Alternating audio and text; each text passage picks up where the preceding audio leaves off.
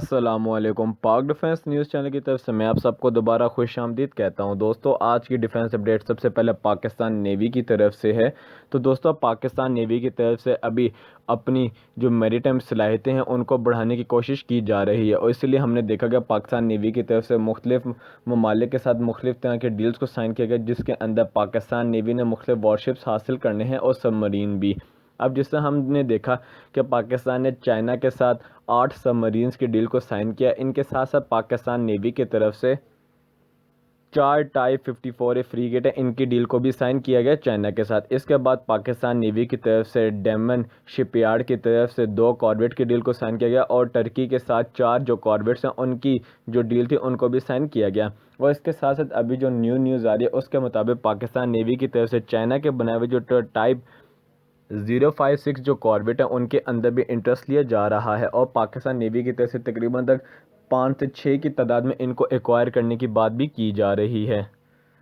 Pakistan navy की तरफ से इनको अपने एंटी सबमरीन वॉरफेयर सलाहियतों के लिए ख़रीदा जाने का मंसूबा बनाया जा रहा है, और हो सकता है नियर फ्यूचर पाकिस्तान तकरीबन तक 5 से 6 की तादाद में इस तरह के जो वेसल है वो ऑर्डर करे।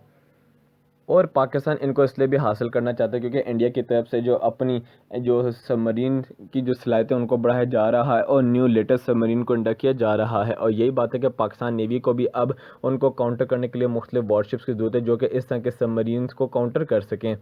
पाकिस्तान ने टर्की के साथ मिलगम एडा क्लास जो कॉर्वेट है उनकी डील को भी साइन किया था, मगर अब पाकिस्तान ने और अपनी जो एंटी सबमरीन सलाहियतों को बढ़ाने के लिए इस तरह के जो नए और कॉर्वेट्स हैं वो हासिल करने का प्लान कर रही है। अगर हम टाइप 056 की बात करें तो ये जो कॉर्वेट है ये तकरीबन तक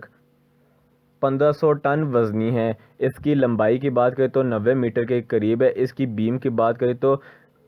11.14 मीटर के करीब है। इसकी स्पीड की बात करें तो 25 नॉट है, और इसकी रेंज की बात करें तो 3500 नॉटिकल माइल्स के करीब है। चाइना की तरफ से काफ़ी ज़्यादा तादाद में जो इस तरह के कॉर्वेट्स हैं उनको अपनी नेवी के अंदर इंडक्ट किया गया है। चाइना की नेवी के अंदर इस वक्त 44 के करीब जो ये टाइप 056 जो कॉर्वेट हैं वो मौजूद हैं, और 71 का प्लान किया गया है। अगर हम इस कॉर्वेट्स के आर्मामेंट्स की बात करें तो इसके ऊपर एक 76 मिलीमीटर की गन लगी हुई है, 2 इसके ऊपर 30 मिलीमीटर की कैनन लगी हुई हैं, 7 2x2 के सेल लगे हुए हैं जो कि एंटी शिप मिसाइल सेल हैं। साथ इसके साथ 8 सेल हैं जो कि अपने साथ जो सैम लॉन्चर्स हैं और मिसाइल उनको फायर कर सकते हैं। साथ 2 ट्रिपल जो 324 मिलीमीटर के टॉर्पीडो ट्यूब्स भी हैं जो कि मुख्तलिफ तरह के जो टॉर्पीडोज़ हैं उनको फायर कर सकती हैं। साथ एक हेलीपैड है जिसके ऊपर ये मीडियम लिफ्ट जो हेलीकॉप्टर है उसको भी कैरी कर सकता है। चाइना ये अपने इस तरह के जो कॉर्वेट्स है 2 ममालिक को भी बेच चुका है, जिनमें पहले नंबर पे बांग्लादेश है, जिसमें बांग्लादेश को तकरीबन तक 4 की तादाद में जो ये कॉर्वेट्स हैं ये बेचे गए हैं। इसके बाद नाइजीरियन नेवी है जिनको 2 की तादाद में जो ये कॉर्वेट हैं वो बेचे गए हों, और ये सारे ही इस वक्त एक्टिव हैं। और अगर पाकिस्तान भी इस तरह के जो कॉर्वेट्स अगर उनको हासिल कर लेता है तो ये यकीनन पाकिस्तान नेवी की जो मैरीटाइम सिक्योरिटी उसको भी बढ़ाएगा, साथ साथ पाकिस्तान नेवी की जो एंटी सबमरीन वॉरफेयर कैपेबिलिटी तो उसको भी बूस्ट करेगा, ताकि पाकिस्तान अंडर वाटर जितनी भी सबमरीन है उनको आसानी ट्रैक कर सके।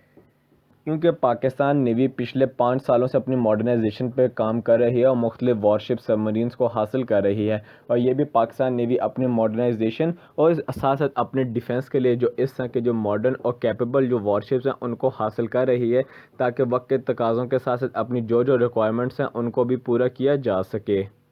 तो दोस्तों, आज की दूसरी डिफेंस अपडेट ईरान की तरफ से। तो दोस्तों, रशिया की तरफ से अभी फुली ईरान को सपोर्ट किया जा रहा है ताकि ईरान को भी जो शंघाई कॉरपोरेशन ऑर्गेनाइजेशन है इसका फुली मेंबर बना लिया जाए।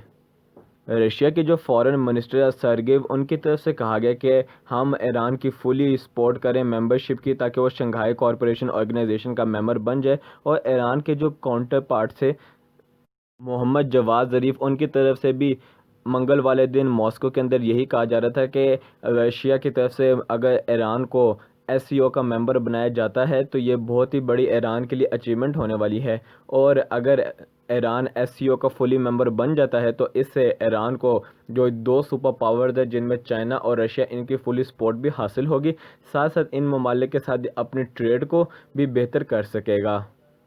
ईरान की तरफ से रशिया को रिक्वेस्ट की गई थी कि रशिया उनको फुली सपोर्ट करे, साथ साथ उनको वोट भी दे ताकि वो एससीओ के फुली मेंबर बन सके। और ईरान के जो फॉरेन मिनिस्टर हैं उसकी तरफ से कहा गया कि ऐसा कोई भी रुकावट नहीं है कि हम ईरान को एससीओ का मेंबर ना बनाए, ऐसी कोई भी रुकावट नहीं है ईरान के रास्ते में जो उसको एससीओ का मेंबर ना बनने दे। और साथ साथ जितने भी इस वक्त जो एससीओ के मेंबर हैं उनकी तरफ से भी यही कहा जा रहा है कि पाकिस्तान इंडिया को भी, जिस तरह इन लोगों ने एससीओ का मेंबर बनाया, इस तरह अब ईरान को भी एससीओ का मेंबर बनाया जाए ताकि ईरान के साथ भी हमारे जो ताल्लुकात बेहतर हो सकें। जो जवाद ज़रीफ ईरान के जो फॉरेन मिनिस्टर हैं वो मंगल वाले दिन मॉस्को गए हुए थे और वहाँ पे उन्होंने तकरीबन तक रशियन जो काउंटर पार्ट था उनके साथ कई मसलों पर भी बात की, जिनमें यूएस के मामलात भी शामिल थे कि यूएस कैसे उनके साथ जो बदमाशी कर रहा है, सैंक्शंस लगा रहा है, उसके ऊपर भी बात की गई। साथ साथ ईरान के जो डिप्टी फॉरेन मिनिस्टर उनकी तरफ से भी रशिया का दौरा किया गया और ईरान के जो फॉरेन मिनिस्टर उनकी तरफ से ये तीसरा दौरा था पिछले 6 महीनों के अंदर रशिया का।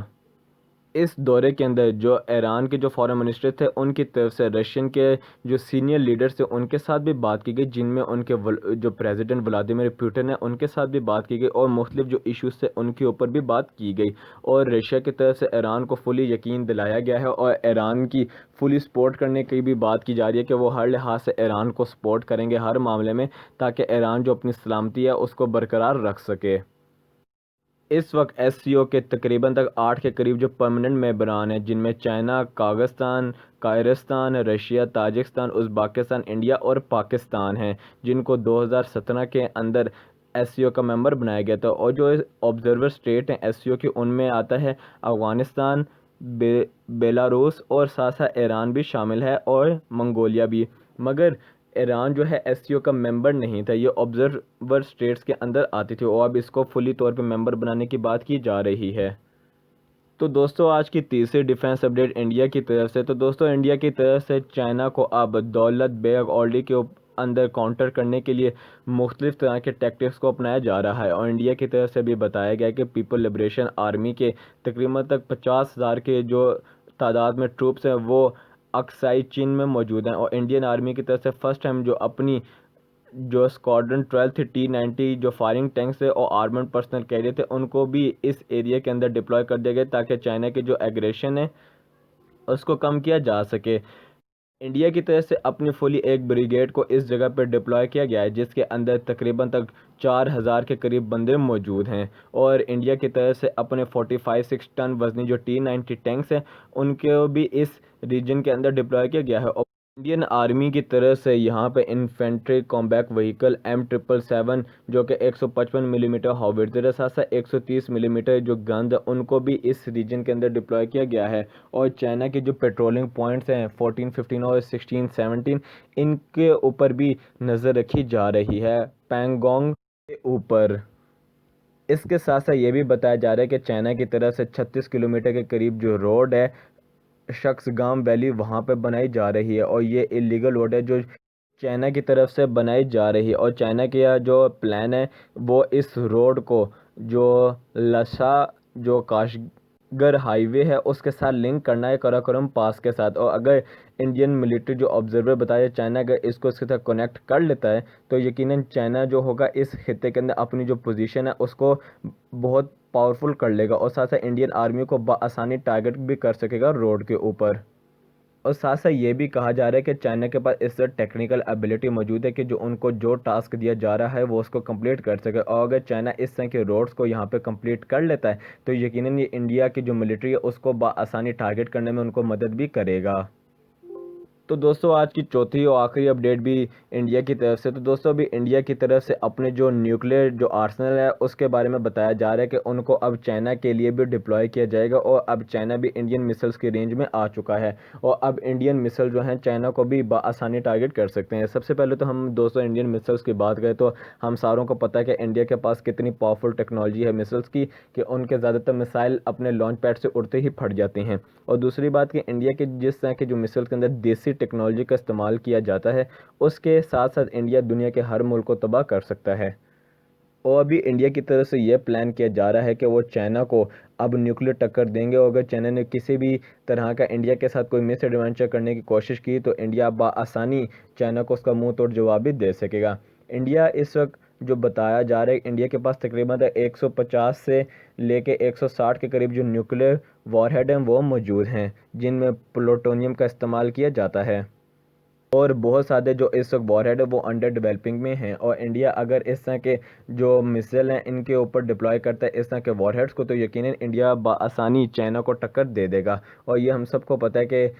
इंडिया कितना पावरफुल है और कितनी इंडिया के अंदर हिम्मत है, ये पूरी दुनिया के सामने ही मौजूद है। तो दोस्तों अब तक के लिए इतना कि आपको हमारी वीडियो पसंद आई तो लाइक करें, शेयर करें, सब्सक्राइब करें और कमेंट्स करके अपनी राय का इजहार ज़रूर दें, और बेल आइकन ना दबाना भूलें। मिलते हैं अपनी अगली वीडियो में, अब तक के लिए इतना ही। खुदा हाफिज़।